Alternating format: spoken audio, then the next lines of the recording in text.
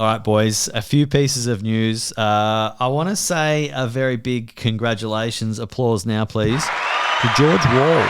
He's just broken the 6.0 DUPR. Wow. And he plays most of his pickleball domestically. So it actually makes me think, how many DUPRs are these Aussies going to be taking off these internationals and these others? I'm looking for the Gabrielson. He copped a beating last year, didn't he? The half. Yeah, he dropped. I think he was in the 6s. He came down to 5. Like, hey, all you internationals out there, it's going to be you. We're taking it. We're taking it out. Absolutely. Did your DUPR rise stay the same? Mine was just a slow, gradual increase. I will have you know, a slow, gradual increase. Proud increase. Yeah, went from a 5.1 to a 5.24. So I'll take that. It's just a consistently slow. That's all right. Right side trending up. That's all we want. Sarah Dennehy, Aussie girl. She made it over to the Masters, went all the way through the pro qualifier, and then drew number 1 in the world, Annalie Waters. Dylan, you saw her play a lot last season, and we're going to see her play a lot this season in NPL. She takes on a captaincy. Yeah, I'm really excited for Sarah. Obviously, taking on Annalie is a pretty terrifying process. Imagine that, right?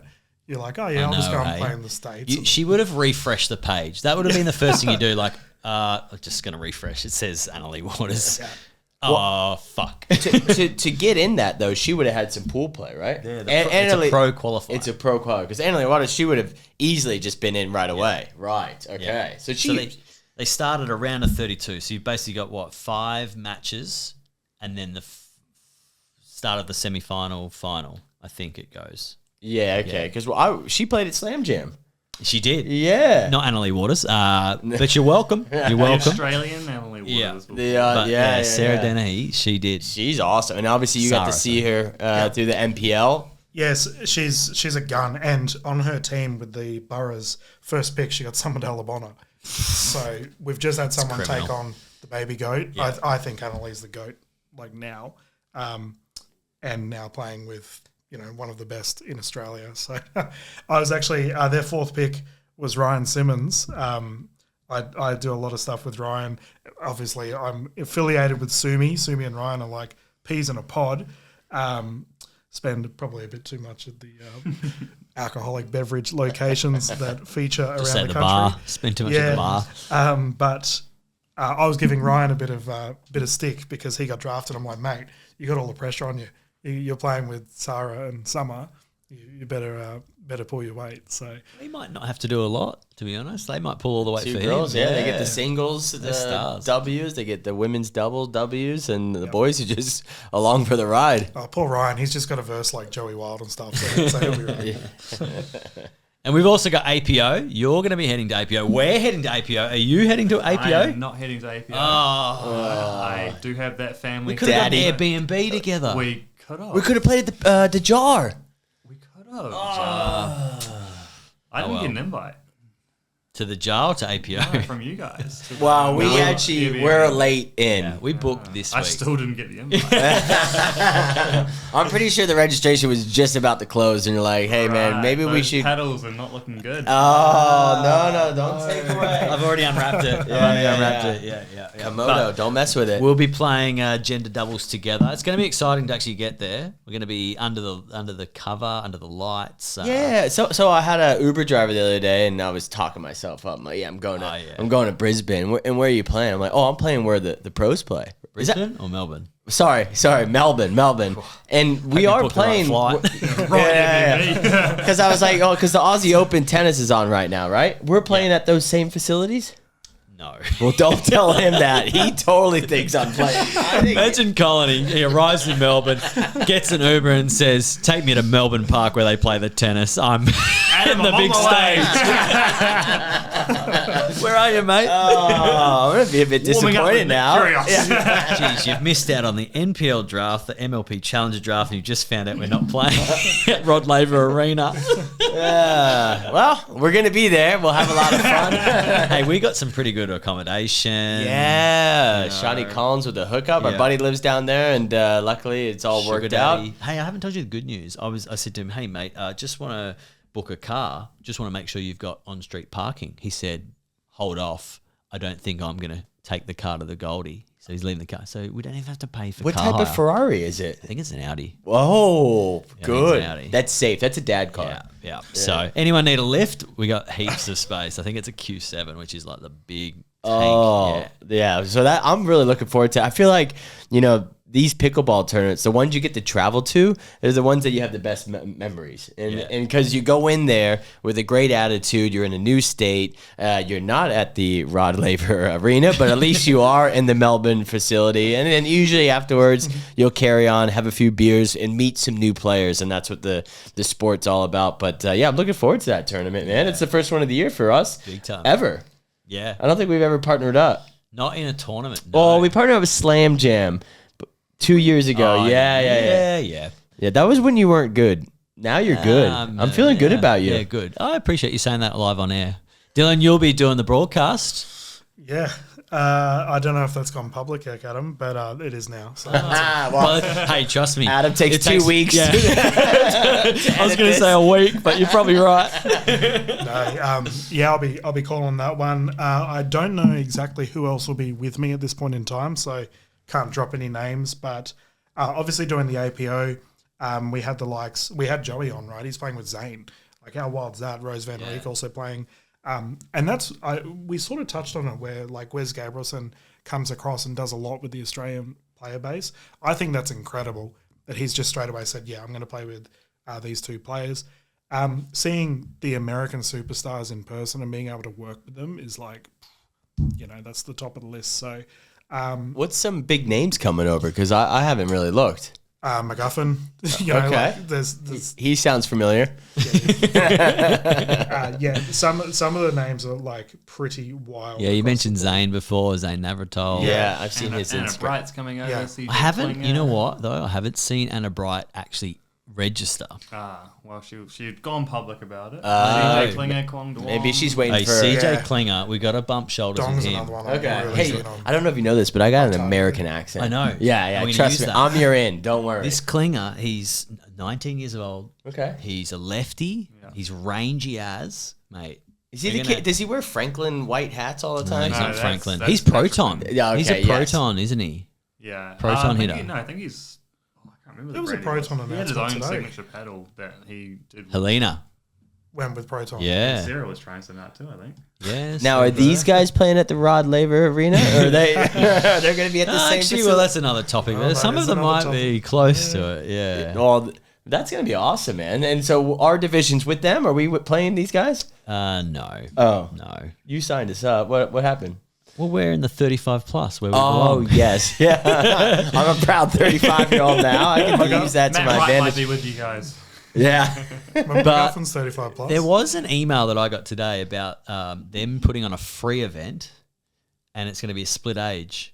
It better be free. Do you know how expensive I that know. tournament was? Can we talk about that? Yeah, let's do it. That was $150 just to sign up, and then another $50 to actually pick a division. I got to pick that apart because, it literally just said additional fee, $50. Yeah. That was the explanation. I felt like I was dealing with Commonwealth Bank.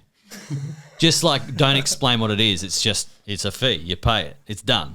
Did you do it? Yeah. I didn't have a choice. But it was also like the feeling of like registration was 100 and whatever.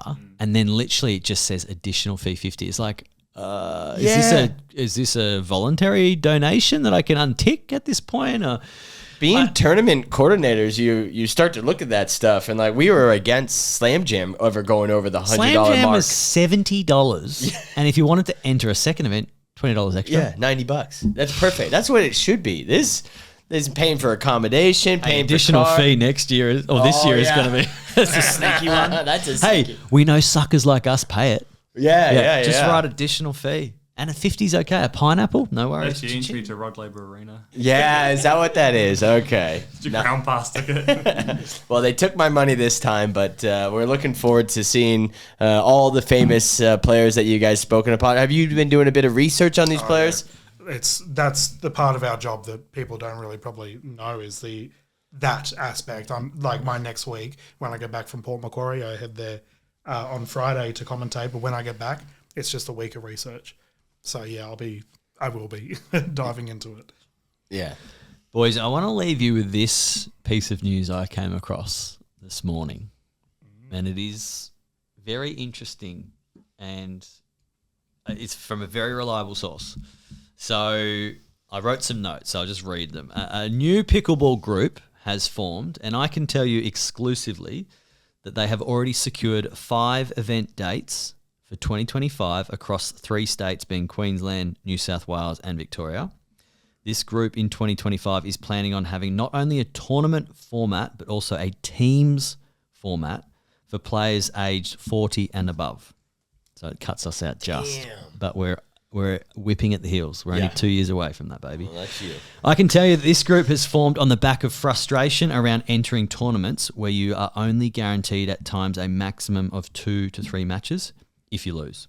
So to cater for this, their tournaments will feature round-robin matches before players progress to finals, as opposed to an elimination draw from the start. This format is also going to have tournament play in the morning, and then the teams/league event in the afternoon over a weekend, or potentially 3 days, including a Friday, to be confirmed. So it's a 40, 50, 60 sort of age bracket that they're going to be putting the tournament style play in the morning, but then they're going to have a team/league event in the afternoon. And the big part about it for me was they've already secured 5 event dates. And we know the calendar is jammed, but it's a very interesting category they've gone after, because obviously, you know, PPA, they are trying to cater for masters now. We've got PAA trying to do masters as well. There's another group that's going to be offering something, a product just for that. And I didn't think we had it in us, but that's what's afoot here.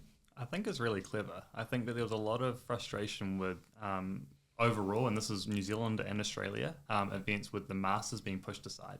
You know, behind the Premier, the Opens, the Internationals, whatever it was, that they were playing till midnight. They were getting the outside courts. They were getting everything. So to target them, give them a full opportunity to have main events, I think it's a really clever idea.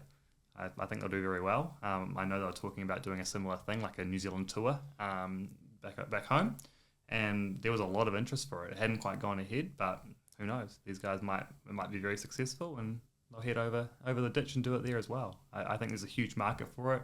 They typically have the flexibility, most of them, right, to be able to do the travel and the weekdays, and who knows, work from home, whatever the situation is. They typically have that flexibility in their life to be able to do that, the ones that are dedicated towards it. So I think it's a very clever option. I'm just thinking in my head, what 40-year-old that's a bit wealthy that that gave you this intel. But I mean, it's great concept. I would call it the mid-masters, right? Because it's not, masters is 50 up. This is just before that. And now I'm excited to get a little older and join this league. Hopefully it takes off, and your reliable source there might want to reach out to the Slam Jam, because we would love to get involved with them as well. Yep. But yeah, man, that's cool. Didn't even know about it. If they need some team names, I'm the guy. I'm the guy to come to. Bondi Icebergs, baby. Dylan, how do you take this news? I take it, obviously, being behind the scenes with everything, I look at it from a different train of thought, and that is the domino effect of this. So first of all, is there prize money? That's going to be the number one question that everyone immediately asks. We don't know yet. Oh, I'm assuming we don't know. So it seems like a passion project. No, it was talked about, because there's that teams/league side of things. So yes, it was discussed. So let's assuming there is. Okay, we won't talk into quantities, but what is the domino effect of here? So the number one thing that you'll see from the Queensland Pickleball Tour is that all of the open players have effectively left, because they're all playing in challenges in NPL, MLPA, etc. So who is still playing in the QPT format? You see the challenger level players, which they're all playing challenger now.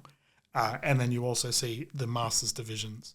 Now, if something like this opens up, you've got MLPA with the masters category, and now something like this, the domino effect is that other leagues are going to seriously suffer. Other tournament events. Now, what happens here? Well, Pickleball Queensland needs to change. They need to adapt. It only benefits the players at the end of the day. If there's prize money, I agree entirely, by the way, that our masters players, they get shafted all the time. I was lucky enough to commentate several seniors events, in 2024, and they are so fun. Like, I put them on par with the Slam Jam event with levels of fun. The players have a ball. There's no ego. There's nothing like that. It's just people want to play pickle and have a great time. So for me, more tournaments for our Masters players is a good thing. I would love to see something like a Bledisloe, where you have the Queensland, That's the a cool New idea. Zealand v Australia, for example.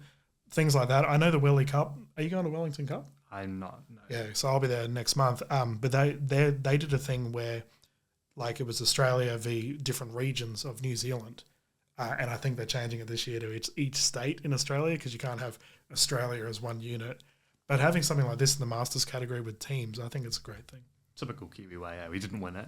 Aussie won it. We're like, how can we get this back? We'll go states. We'll make it harder for them. But I think the domino effect's healthy. I think that it gives these players what they want, which is better competition. They're willing to travel and pay money for it to get there. Yep. And it allows, like, it is a Queensland-based tournament. Yep. It allows those Queensland grassroots players to have a local event to go and compete at and win a medal at.